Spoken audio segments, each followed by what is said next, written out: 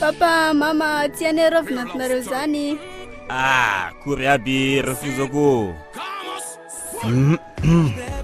Ya zany agny mba vinanto aminazy. Tonga soa zany re.